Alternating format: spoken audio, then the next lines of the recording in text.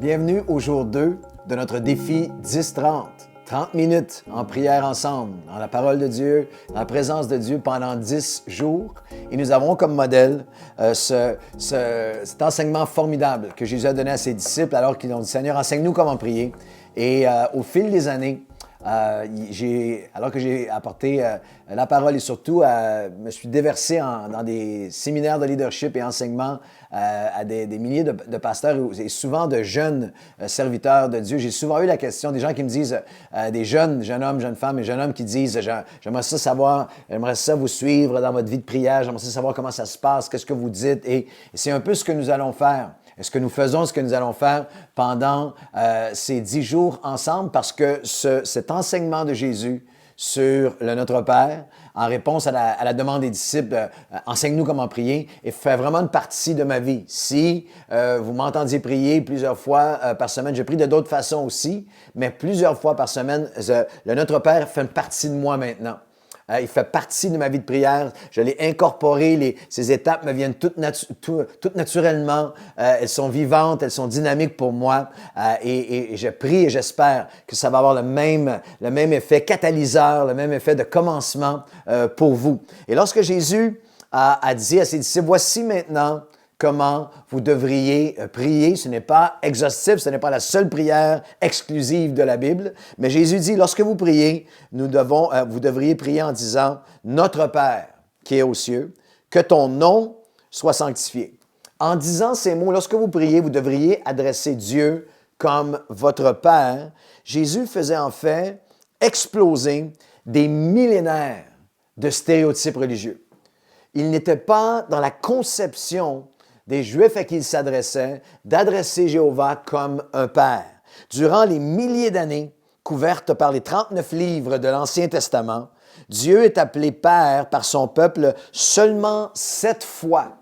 Et les 7 fois sur ces 39 livres couvrant des millénaires, c'est toujours corporativement, c'est toujours en tant que peuple, à travers un sacrificateur, à travers un représentant, un juge, un leader qui a traversé les étapes de purification qu'il dira, tu es le Père de notre nation, mais seulement 7 fois sur les millénaires. Et voici Jésus qui arrive et il dit, voici comment vous devrez prier. Lorsque vous priez, vous appelez Dieu mon Père. Et il utilise l'expression Père plus de 150 fois en référence à Dieu dans le Nouveau Testament. C'est un changement de paradigme total, absolu, sans aucun doute. On ne peut pas le lire entre les lignes du Nouveau Testament, mais sans aucun doute que lorsqu'il a dit cela à ses disciples, vous pouvez entendre un soupir de...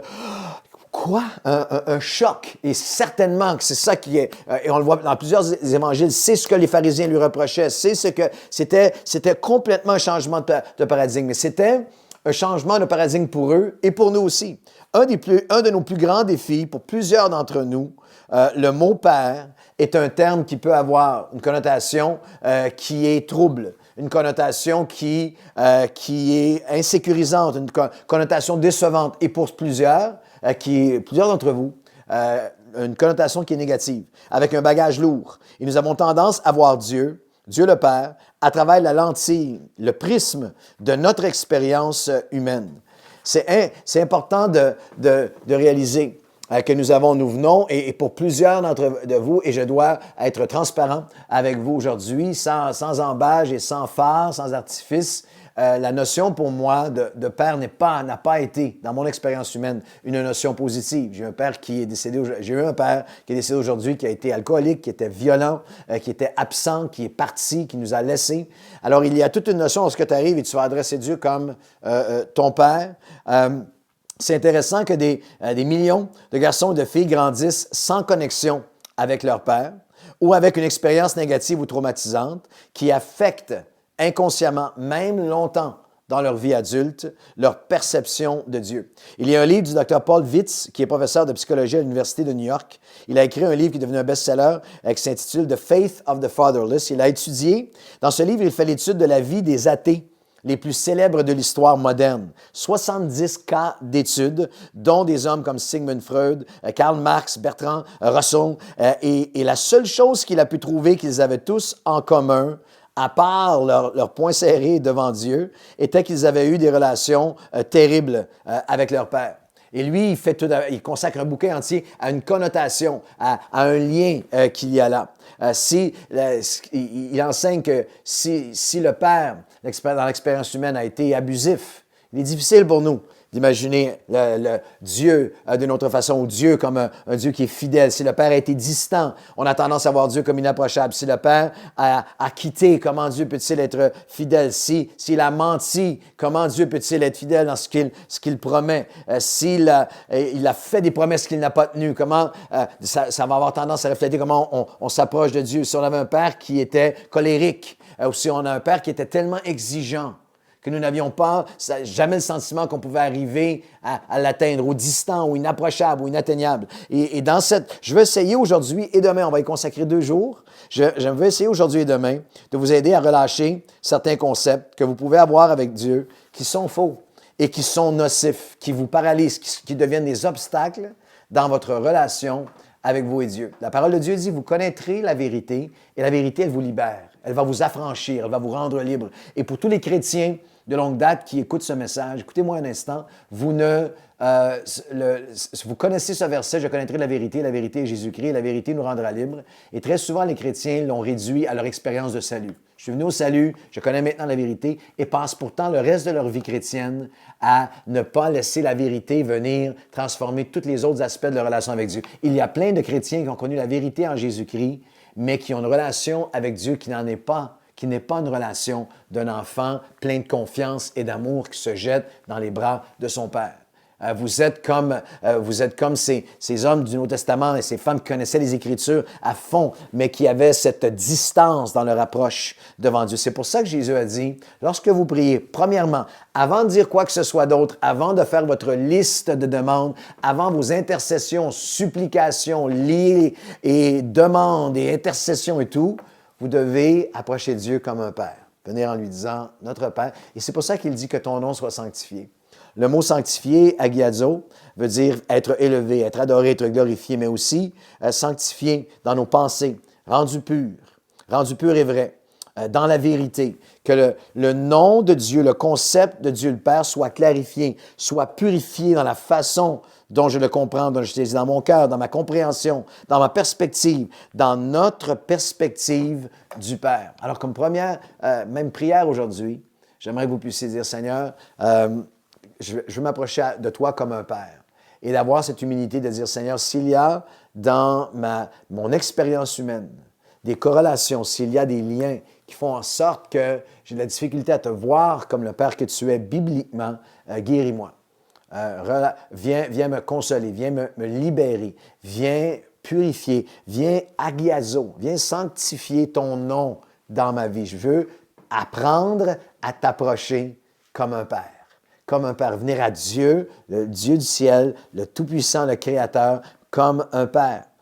Il y a plusieurs concepts qui sont en nous, qui ont besoin d'être brisés. La parole de Dieu comme un marteau qui vient briser des chaînes qui nous tenaient. Alors, j'aimerais simplement vous présenter juste lorsqu'on dit « nous prions notre Père », quel est le portrait biblique? Ça sera une étude de plusieurs semaines seulement cela, mais aujourd'hui et demain, juste quelques pensées fondamentales. Lorsque nous prions à notre Père, à quelle sorte de Père, à quelle sorte de Père est-ce que vous vous adressez? Nous nous adressons à un Père qui est concerné, dont la compassion ne cesse jamais. Lorsque nous regardons à la parole de Dieu, il y a plusieurs endroits, mais je veux que vous preniez en note, que vous puissiez aller voir avec moi dans le psaume 103, où il y a une description non seulement de l'Éternel, qui guérit toutes les maladies, qui pardonne les péchés, qui nous couronne de bonté. Et ça, plein de chrétiens, oui, c'est vrai, Dieu m'a pardonné, Dieu peut guérir, et pourtant continuent toute leur vie avec une approche craintive, une approche où ils ne saisissent pas. Le prochain verset, où il nous dit qu'il est miséricordieux, il fait droit aux opprimés, autant les cieux sont élevés au-dessus de la terre, autant sa bonté est grande. Et ça, c'est le Dieu grand que beaucoup de croyants connaissent. Mais le texte continue au verset 13 du psaume 103 en disant « Comme un père a compassion de ses enfants, l'Éternel a compassion de ceux qui le craignent. Car il sait de quoi nous sommes formés, il se souvient que nous sommes poussière. » Et la bonté du Seigneur durera toujours et sa miséricorde, sa majesté, elle est là pour ses enfants et pour les enfants de leurs enfants. Comme un père est rempli d'amour et a compassion de ses enfants. Il y a un cri Dans notre société, il y a un cri dans le monde séculier qui nous entoure, qu'on peut entendre chez les artistes, qu'on peut entendre dans des chansons, dans les albums, qu'on peut entendre chez les poètes, qu'on peut entendre partout dans l'actualité, un cri pour le Père. Lorsque l'artiste français, magnifique, tellement doué, talentueux, Stromae écrit, un de ses plus grands succès s'intitule « Papa où t'es », quelques mots de sa chanson qui dit « Où est ton papa? Dis-moi où est ton papa? » Sans même devoir lui parler, il sait ce qu'il ne va pas. « Ah, sacré papa, dis-moi, es-tu caché?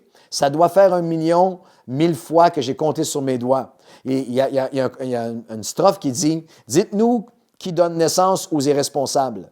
Ah, dites-nous qui tient. Tout le monde sait comment on fait des bébés, mais personne ne sait comment on fait des papas. » Il y a ce cri qui est là, mais il y a ce cri qui est présent aussi, qui doit être présent dans votre cœur à vous. Seigneur, viens guérir ma perspective de qui tu es. Comment est ton papa? Ton papa est quelle sorte de... Comment est ton papa en tant que Père céleste? Voici le Père à qui je prie, selon les Écritures. C'est un Père qui est fidèle. C'est un Père qui est tout-puissant. C'est un Père qui est attentif.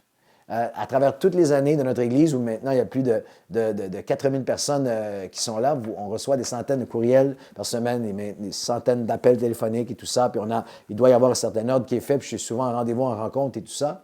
Mais depuis les débuts, depuis qu'ils sont nés jusqu'à aujourd'hui, il y a sur mon bureau, et sur mon portable bien sûr maintenant, mais même avant les portables, mes enfants pouvaient appeler directement. Et ça donnait qu'ils aient 3 ans, 4 ans, 5 ans, jusqu'à 24 ans aujourd'hui.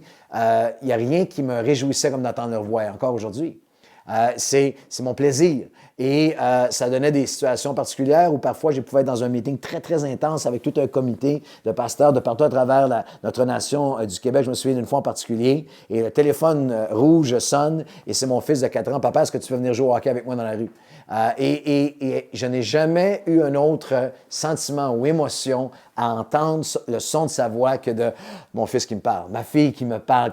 Nous avons besoin d'une sanctification, nous avons besoin d'une guérison de notre perception de notre Père, que nous puissions venir à lui en disant « Seigneur, tes compassions sont infinies, tu es mon Père, je viens à toi comme un Père. » Et le Père à qui nous prions est le Père de compassion, le Père qui est concerné, dont la compassion ne cesse jamais. Une dernière pensée pour aujourd'hui, le Père constant en qui nous pouvons avoir confiance. Dernier verset, Jacques 1, 16 et 17. « Ne vous trompez pas, mes frères bien-aimés, tout cadeau parfait et grâce excellente descendent d'en haut, du Père des Lumières, chez lequel il n'y a ni changement, ni ombre de variation. » Si vous avez été laissé, abandonné, négligé ou simplement vu difficulté à être en contact, et certains pour vous, pour plusieurs qui vont regarder, c'est pire.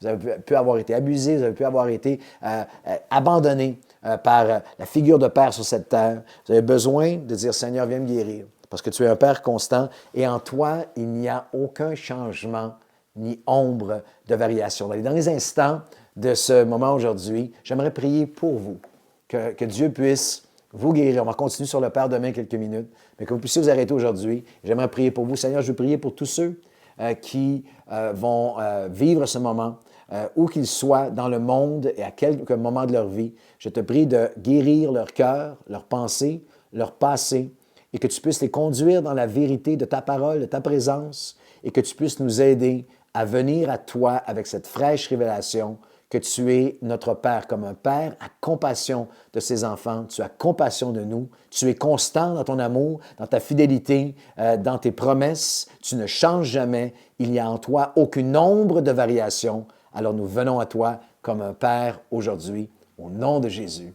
Amen. Je vous invite à chaque jour à aller vers Dieu et commencer en lui disant, en le louant, en l'adorant, avant de demander quoi que ce soit, en rétablissant dans votre propre cœur qu'il est en fait votre Père.